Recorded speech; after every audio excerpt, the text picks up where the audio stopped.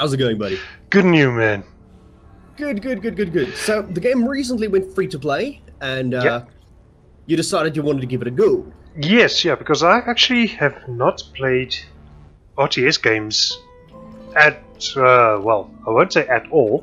I think in a couple of years, and it's not my favorite cup of tea, but I do find them interesting every now and again. So, Sure.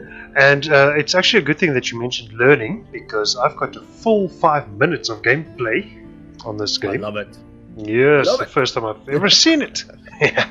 Oh, fantastic. Okay, Yeah. guys, so basically what this is going to be is it's going to be myself and Mouse, and I'm going to try and explain the game to Mouse as we go. And we pretty much just going to do like a 2v2.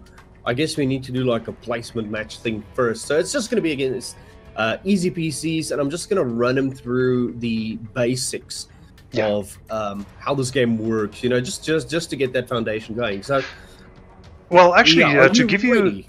you, to give you an idea of my skill level in this game so far, I've played the tutorial, well, a part of it, and I know how to move a guy and to attack something. That's it.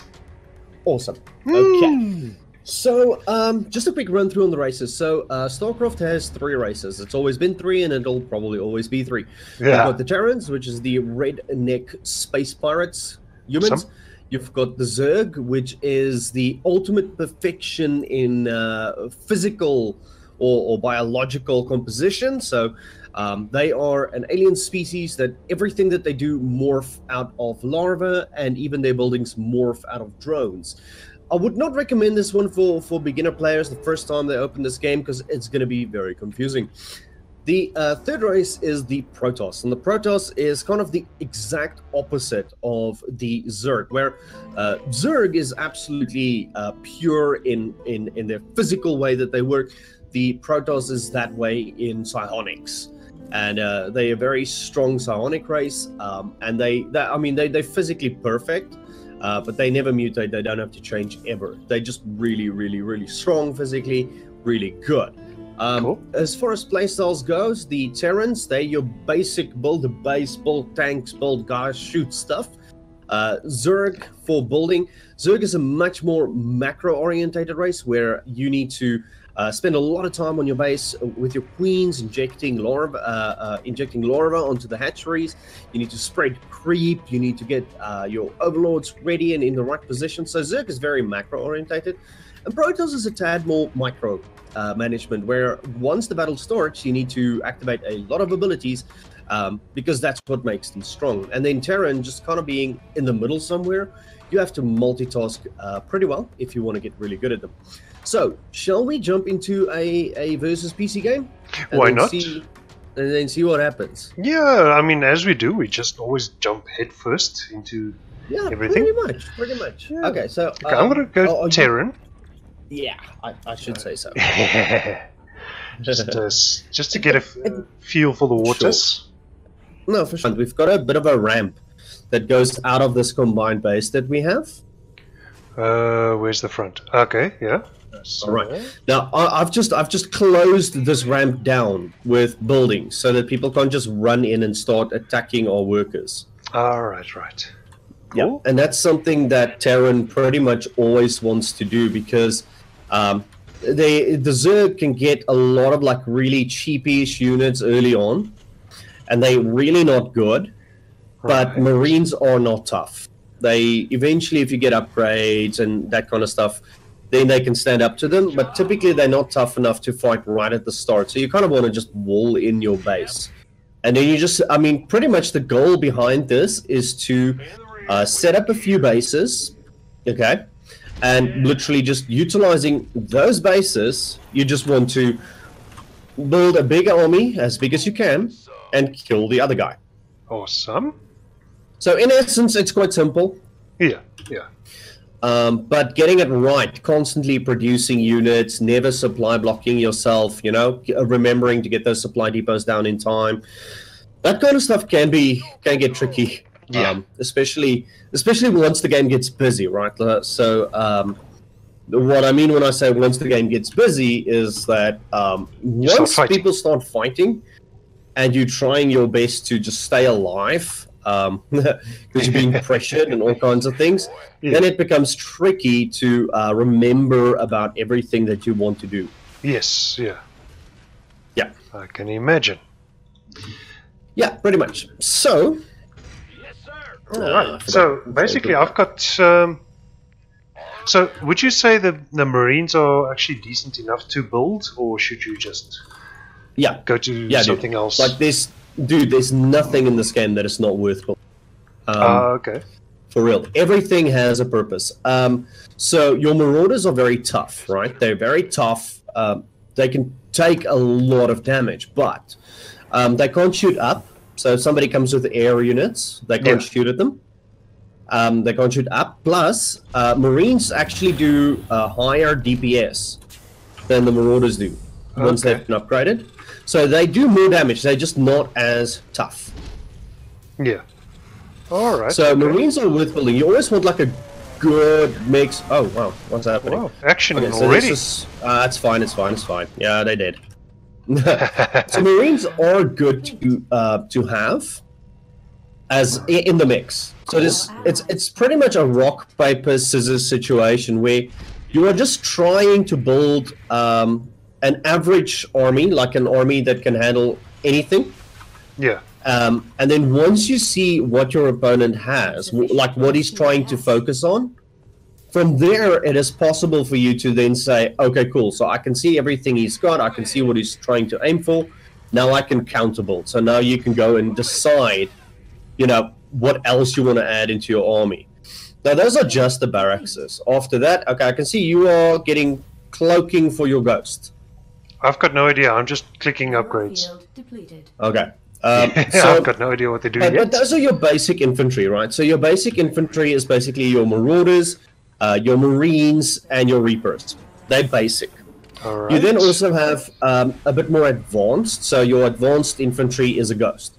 And a Ghost can stealth. Yeah. And he can actually drop nukes. Awesome. So if you let me just drop this. So if you get the right upgrades, you can have your Ghost drop nukes on people, if you really wanted to. Nice, I like that idea. Now, the question is, can I build another command center close to the other crystals and they can just harvest into there? Or do they still go to... So what you would do is you would actually just drop a new command center close to there, and then you just build additional SCVs to go mine there. You'll see I'm building my 4th one now. So the more you have and the more guys you have that's basically mining it, the more money you get, the faster you get money. Alright, okay, cool. Well, I feel somewhat rowdy at the moment. Alright. So are we actually going to just destroy the PCs? Are being attacked. Yeah, dude, I'm happy. I've been like kicking their butts for a while now. Okay. I'm happy if you fall out and I come finish them off here. Because you've been kicking their ass for a while, and I've just gotten ready. Yes. That's fine, dude. That's fine. It's not a problem. That's what this session is about, dude. Okay. Exactly. No, that's the difference between a noob and a veteran, I suppose. Our allies are being attacked. You know what? I might when I speak about the game, I might sound like a veteran, but I'm like currently a bit noobish as well. I haven't played this in such a long time, and I'm actually terrible with Terran. Like I don't know. I can't you're play well blocking with me. Terran. I'm sorry. Wait, let me move. Okay. Alright. There we go. So they are down here. You can pick. You can go blue, or you could go purple. Really, anyone? No, I'll go blue. It's fine. Alright, off you go. Go blow some stuff up. This is fun. I love reaping havoc. Okay, so those tanks are of yours, right? Double click on them, and then press E to put them in siege mode. Yeah. And you will see the difference. So double click and press E. Okay. Okay. Now, just look at what they do. Blah, blah, blah, blah, blah, blah, blah, blah. They like become this long-range siege, for lack of a better word, siege tank, and they do unbelievable amounts of damage. Okay. So I'm gonna put them in group 2, so I can D. Sure. And then I can still pull all of them. All right, cool. So that actually works wonderful if you can set the same guys in 2 different groups. So you can pick one, let him do their thing, and then select all the other ones and let them carry on. Mm-hmm. But you can still sort of micromanage. But you can even have them in the same group, because at the moment, if you go and you put them in siege mode, and after that you tell the rest of your guys to run forward, because they can't run forward because they're in siege mode, it really doesn't affect the fact that they've been given another order. Yeah, if that makes sense, because they couldn't do it in any way. Wishes to surrender. No, no surrender. You're gonna die. No surrender. No surrender. All right.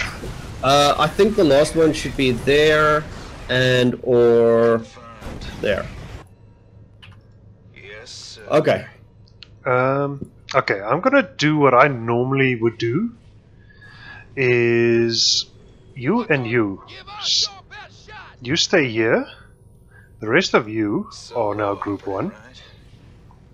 Just block off all the passages so that they cannot go in there and rebuild again. Yep. There we go. Okay, there we go. Alright, well done. Okay, cool. Influencing at least a little bit? Oh yeah, no, definitely. I've learned quite a lot actually. Alright. And looking at the performance tab here, or score summary, I think. Yeah, score summary. It's sad to see that I'm actually still below the 2 AIs. I didn't. Wait. Well, where's my match history? Yes, continue. Yeah, you can continue.